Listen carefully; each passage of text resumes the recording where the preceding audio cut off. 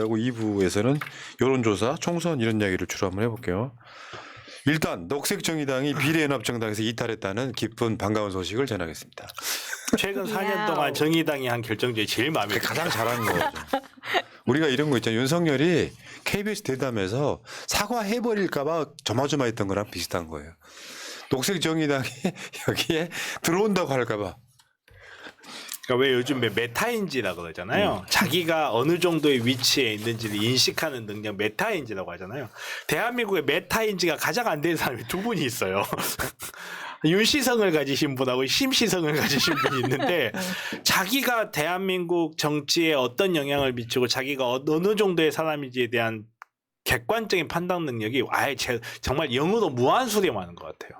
아, 한 분 더 계시는구나. 이시성을 가지신 분. 어제 그 이야기가 있었지. 그러니까 그 비례에서는 이탈을 했지만 지역구에서는 연대한다 뭐 이런 이야기가 있었어요.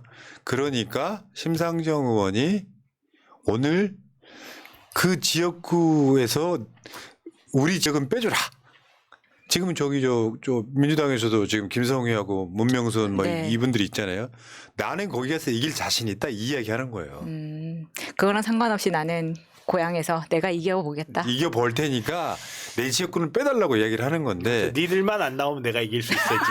근데요 지금 정의당 저번에 그 창원에서 여영국 후보 훨씬 지지율 높은 허성무 후보한테 자기 양보해달라고 하는 지역구잖아요. 근데 잘 됐어요. 뭐냐면은 옛날 진보 민주당과 결이 비슷했던 옛날 진보 정의당은 이미 없어진 지 오래됐기 때문에 거기에 있어서 정의당까지 들어오면 사실 이런 게 있거든요. 비례연합정당의 결속력이 떨어집니다. 왜냐하면 수년 동안 그 정의당이 해왔던 짓을 봐왔기 때문에 정의당이 들어온다고 하면 결속력이 떨어져요. 그래서 제가 안도의 한숨을 쉰 거예요. 물론 이렇게 되면 정의당 아마 속 탈걸요. 지역구에서 한 석도 못 얻고 비례대표에서도 한 석 얻으면 많이 얻는 결과를 전 나올 거라고 생각해요. 사실상 정당 소멸이죠. 그러니까 뿔뿔이 흩어졌던 거잖아요. 유호정이네 뭐네 해가지고 박원석도 나가고 유호정도 나가고 해가지고 여기저기 다 뿔뿔이 흩어졌던 거잖아요. 그러니까 결국에는 진보 참칭하다가 진보답지 않은 진보로 패션 좌파 뭐 이런 개념으로 뜰려던 정의당의 소멸이 이제 시작된 거라고 보면 되죠. 그러면 나 같으면요. 왜 이게 여기 비례정당에 못 들어오는 줄 아세요? 명분은 민주당 욕심이 많다. 이런 명분일 거지만 반대로 말하면 자기들이 지금까지 해왔던 명분을 뒤집는데 사과를 못하는 거예요. 그렇죠. 맞아요. 네. 그게 진짜 중요한 거죠. 사과 못하는 거는 걔나 얘네나 똑같아요. 그래서 지금 뭐 지역구 어쩌고 하는데 3%를 못 얻으면 3% 어디에 한 석이거든요. 3% 어디에 한 석. 비례정당에서는. 근데 이게 지금 이 정의당 6석인가 그렇잖아요. 1.5%가 나오시는 것 같은데. 네. 이건 제가 봤을 때는 정치는 끊임없이 노력이거든요. 그러니까 정의당을 대체할 만한 정당들이 나와버린 거죠. 나와버리고 일종의. 있죠. 예. 그러다 보니까 이제 뭐 진보당도 그렇고 지금 이전에 기본소득당이라든지 이런 정당들이 고악 독재와 싸우는 모습을 보여주는 대신에 정의당은 질이 멸렬해졌던 부분이 있는 거죠. 자, 그 다음에 이번에 국민의힘이 이제 공천 발표하고 있지 않습니까? 여기서 우리가 관심 있게 봐야 될 건 주진우예요, 주진우. 하태경 지역구를 꿰찼어요. 그것도 단수로. 우리 모두 알고 있었지만 실제로 이것이 펼쳐질 줄이라. 그러니까요. 그 전에는 원래는 석동현이 갈 거라고 예상을 했었지만 석동현이 송파로 가고 난 다음에 컷오프가 돼버리고 사실 주진우도 뭐 여기저기 다른 썰 나오다가 결국은 해운대 갑 네. 하태경 지역구에 정착했습니다. 저 보세요. 지금 표를 보시면은 김도읍 법사위원장 단수죠. 다음에 해운대 갑 주진우 단수죠. 김미애 해운대 을 단수죠. 여기에 저번에 관련돼 있어 나온 분들이 있었죠. 부산에 윤용조 네. 그 지역이에요. 그 지역 김미애 지역구고 저런 지역에 김미애 아우 나 저 진상 그리고 이쪽에 보면은 이제 경선하는 사람들이 있잖아요. 여기도 보면은 조경태가 경선을 해요. 5선이야 이 사람. 우리 멸치. 근데 조경태는 왜 경선을 하게 되냐면 다른 지역으로 가라 그랬는데 안 갔거든요. 그래서 너는 경선 이렇게 되는 거죠. 지금 김기현도 사실 예상되는 거는 박맹호하고 경선을 붙일 거다. 그럼 아주 재밌어질 것 같아요. 야 재밌네. 결국에는 주진우는 어떤 애냐? 저 주진우는요 윤석열 측근 중에 최측근. 최측근. 집사 변호사죠, 사실은. 윤석열 탄핵되면 결사항전할 놈이 이놈이. 검사 때부터 검찰청에서부터 같이 근무를 했었고 지금 뭐 국민의힘에서 절대 뭐 대통령실에 그 꽃밭 주지 않겠다라고 했지만 결과적으로는 지금 다 그렇게 배치를 하고 있다. 보시는 것처럼 법률 비서관에 많은 사실 가족 로펌 변호사들이 많이 들어있었지만 특히나 주진우 법률 비서관이 검찰 시절에도 그리고 변호사 시절에도 경선 캠프 때부터 가족과 장모 대응 법률팀 멤버였다. 그 핵심 중에 핵심이에요. 이거는 이제 어떻게 보면 보궐 인사야. 그렇죠. 야, 너 그 내려가서 하태경이 자리 비운 것도 나 이상해 지금. 하태경이 권력 내부적인 흐름을 알고 내가 이 자리를 비워두면 주진우가 들어올 것도 알고 있었고. 그랬을 것 같아요. 그럴 가능성이 매우 높죠. 그러면 하태경한테 뭔가 돌아가는 게 있어야 돼. 어떻게 되는지 한번 봅시다. 멀쩡하게 있다가 그러니까 하태경, 장제원만 모양 엄청 빠진 거예요. 뭐지? 씨발 나는 이렇게 희생했는데 뭐지 이런 느낌. 그러면서 점점 이런 식으로 꽂힐 거고요. 이제 거기에 분명히 다시 말씀드리지만 석동현 컷오프 된 거에 대한 비어가 나중에 나옵니다. 네, 나올 거예요. 그러니까 나오겠죠. 석동현이가 모든 걸 다 뒤집어 쓴 느낌이에요. 아니, 윤석열 측근도 근데 내가 봤을 때는 윤석열 패밀리는 아니고요. 윤석열 주위에서 권력이 얼쩡거려서 민주평통 부의장 하나 시켜준 거 아니에요. 모르죠. 뭐 저희가 몰라서 그렇지 어디에 가가지고 김건희 사과하셔야 됩니다. 뭐 이런 말 했을 수도 있죠. 저희가 몰라서 그렇지. 근데 분명히 비화는 나올 것 같아요. 뭔가 우리가 알지 못하는. 그런데 이 상황에서 윤석열 뭐 어쩌고저쩌고 점점점 나올 거고요. 어떤 경우 이런 거지. 경선 붙여. 윤석열 측근인데 경선 붙여. 거기는 여론조사 해보니까 그 측근이 잘 나오는 지역은 경선 붙이는 거죠. 눈치 보고 있긴 한 거예요. 흐름상은 그런 것들이 있다고 보여지는 거고요. 뭐 그런 얘기까지 나왔어. 주진우를 양지에 공천하니까 영예권 역차별할 이유 없다. 눈치 보지 않겠다는 거죠. 전 이런 뻔뻔함 좀 배워야 된다고 생각합니다. 그 장동혁이 사무총장, 초선 사무총장 장동혁이가 그런 말 했어요. 영예권, 그러니까 대통령실 출신이라고 역차별할 이유 없다. 야, 간단히 설명해 줄게. 내가 국민의힘이어서 여기에 전략 공천 돼도 똑같은 얘기 하는 거예요. 이게 조지 오웰의 동물농장에서 모든 동물은 평등하다.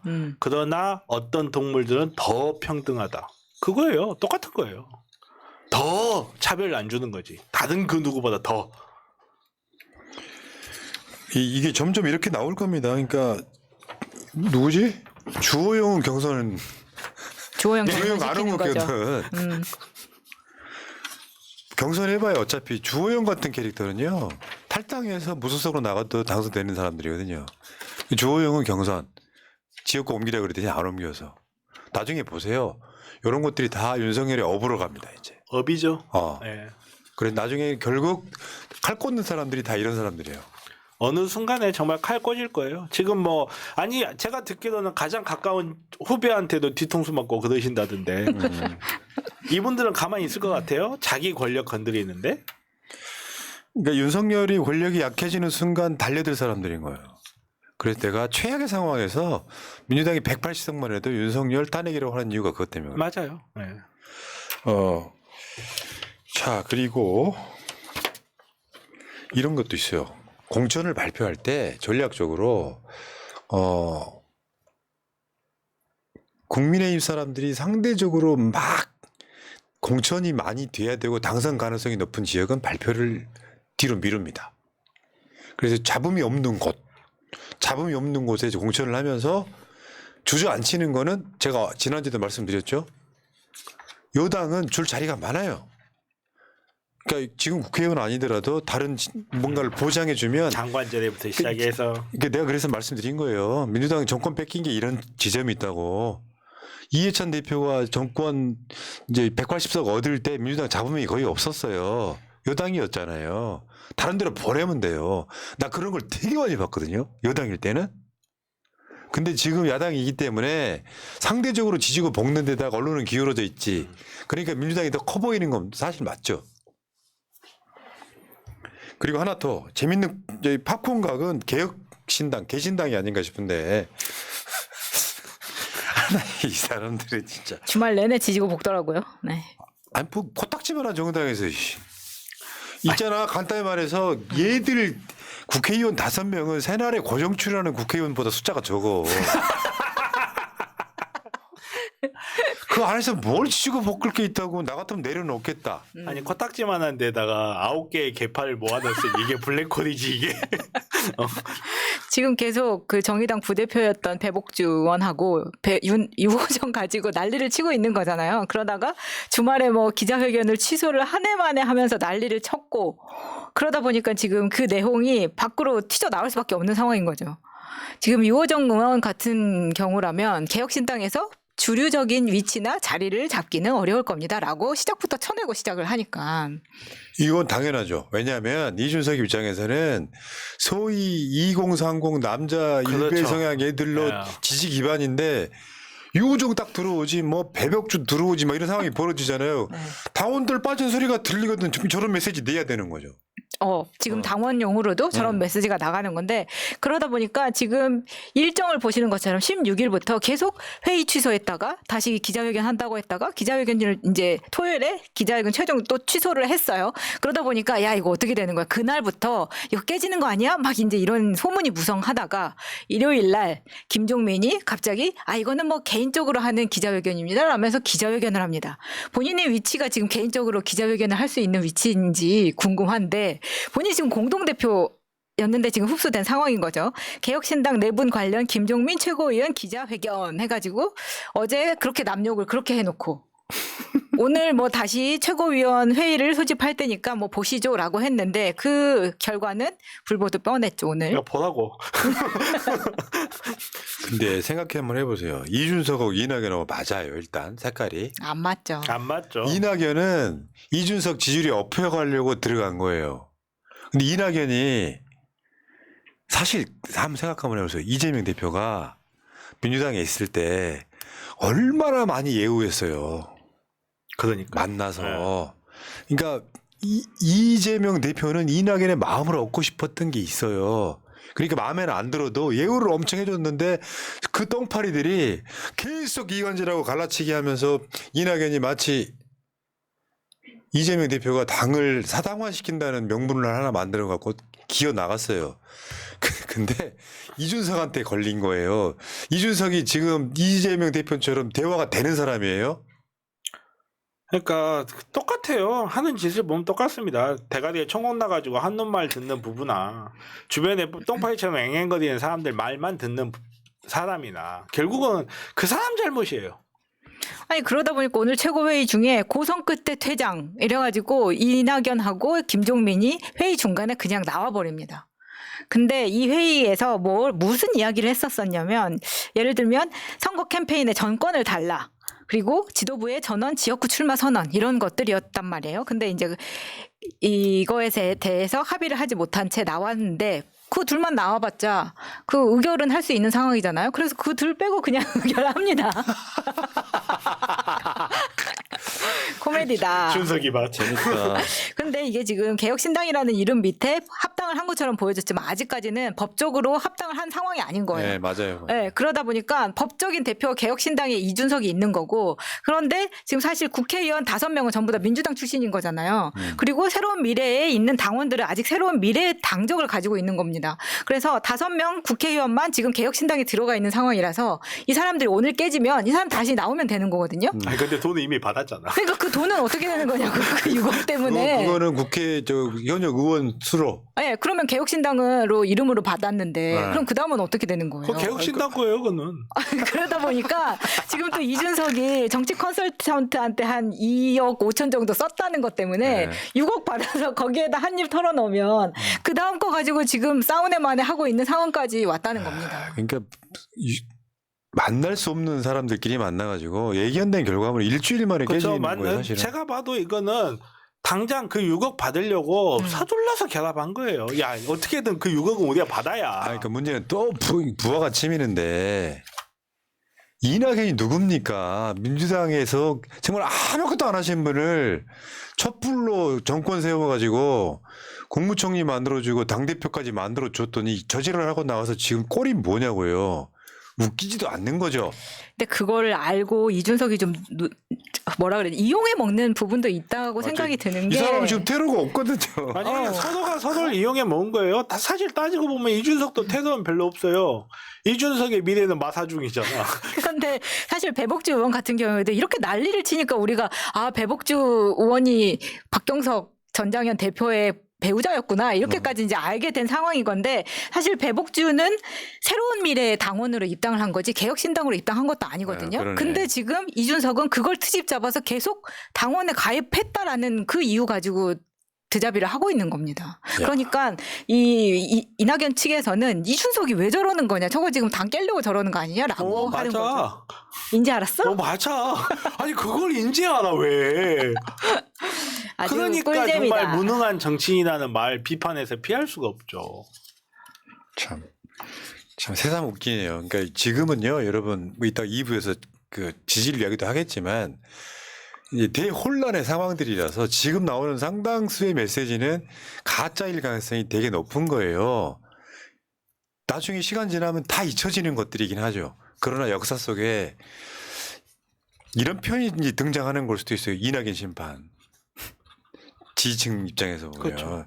그러니까 온갖 꿀을 다 빠셨던 분이 저렇게 어디 거의 일베 같은 전직 국민의힘 당대표 그 새파랗게 어린 놈 시키 밑으로 기어들어가더니 정말 꼴 좋게 당하는구나 이런 생각이 드는 거고요. 저도 호남 이번에 갔더니 다 이낙연 욕해요. 근데 지금 이야기 들어보니까 이낙연이 광주 출마한다는 얘기가 설이 쫙 퍼져 있어가지고 네. 여론조사에 이낙연까지 들어가서 음. 돌았다는 거예요. 근데 지지율이 호남에서도 거의 안 나오는 거예요. 아니 제가 진짜 별의별 사람을 다 만나다 보니까 한동훈 칭찬하는 사람은 봤어도 이낙연 칭찬하는 사람 못 봤어요. 진짜로. 야, 이거 보고 있으니까 야, 뭐 일주일 만에 아니면 그러니까 길게 봐도 한 2달 만에 상정벽해를 느끼는구만. 왜 아까 말씀드렸던 그 4명 그 영원천민하고 이제 사람들이 있었잖아요. 근데 원래 이제 개미친당에 있다가 뭐 신당 이름 싫다 많다 막 해가지고 이제 새로운 미래로 바꿨다가 이제 개혁신당 갔다가 여기서 깨지면 다시 새로운 미래로 간다고 하면 지금 이 당적은요 나중에 기록이 한 달 사이에 또 이만큼 되는 겁니다. 아, 당적이 그러네 진짜.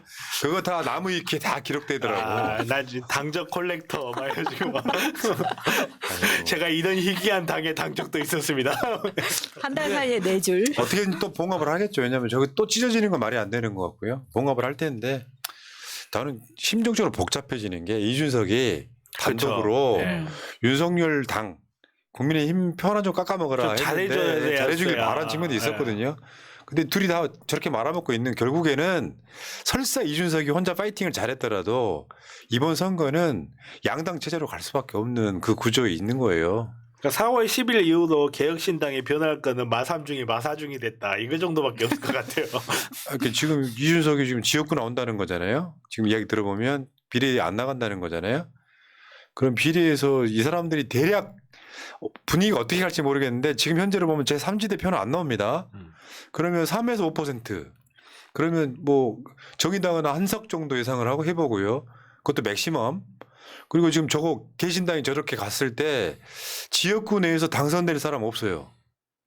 이준석, 이원욱, 김종민, 조웅천 당선될 사람은 없지만 저 사람들이 민주당에 좀 위협이 될 수는 있죠. 지역에 편을 가면. 깎아먹을 수는 있죠. 근데 그런데 비례대표를 안 낸다 그랬잖아. 분명히 말했다 니들이. 비례정당 안 만든다고. 그러면 이 사람들 영석인 거예요. 왜냐 양당 서로 심판 선고가 지금 붙었잖아요. 그렇죠. 그러면 야 참 그 현역들 국회의원들이 출마를 하지 않습니까? 현역인 채로 총선 끝나고 6월달 돼야 임기가 시작되는 거잖아요. 그러면 저기 이원욱이나 조홍천이나 김종민 지역구에서는 민주당의 타격을 받아요. 조금이라도 현역이 남았기 때문에 나머지 지역구는 결국 이준석 나 진짜 얘들 진짜 웃겨. 포지션이 너무 잘못됐다는 건 나이가 이준석이었다면요 이낙연하고 절대 합당하지 않았죠. 그렇죠. 뭐 결국은 6억 때문이 아닌가. 6억이면 나도 뭐. 갔다 와. 자, 알겠습니다. 여기까지 하시고 1부 끝.